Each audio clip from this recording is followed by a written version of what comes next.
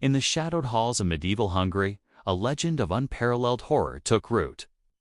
Countess Elizabeth, a noblewoman of immense wealth and power, became an enduring figure of infamy, whispered to have tortured and murdered hundreds of young women. Bathing in their blood to preserve her youth, this was the widely known horror.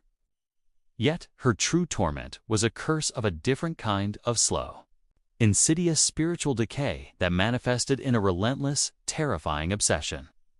This is the tragic tale of the Bloody Countess's true tale, a curse born from unchecked vanity and the monstrous echo of one's own evil.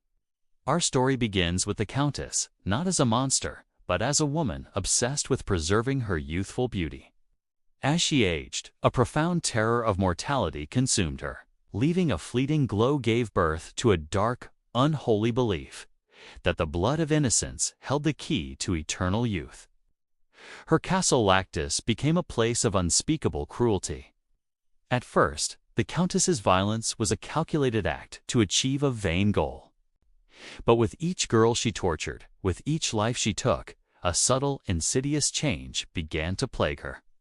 The radiant glow she so craved never lasted, and her obsession only intensified, driving her to greater acts of barbarism.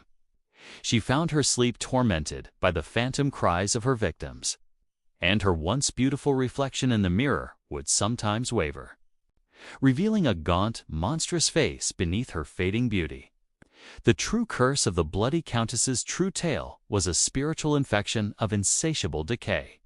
Her monstrous acts, a desperate attempt to stop time, had invited a profound curse.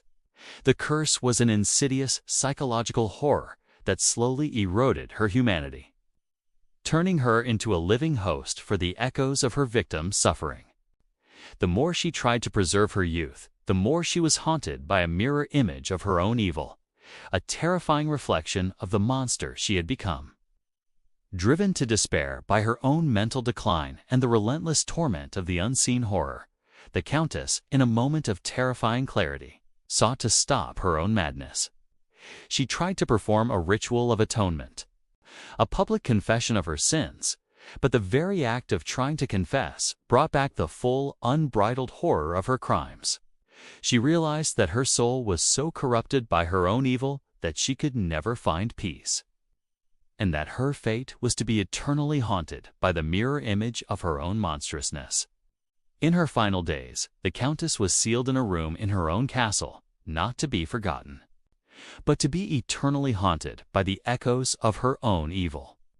The Bloody Countess's true tale, its memory finally honored, released its grip. She lived the rest of her life not as a celebrated countess, but as a quiet advocate for peace and understanding, forever changed by the spiritual battle she had fought. The legend endures as a grim reminder that some curses are not brought by a monster's strength, but by its insidious psychological hold, and that the greatest battles are sometimes fought within the mind itself. Like and subscribe if you enjoyed this video.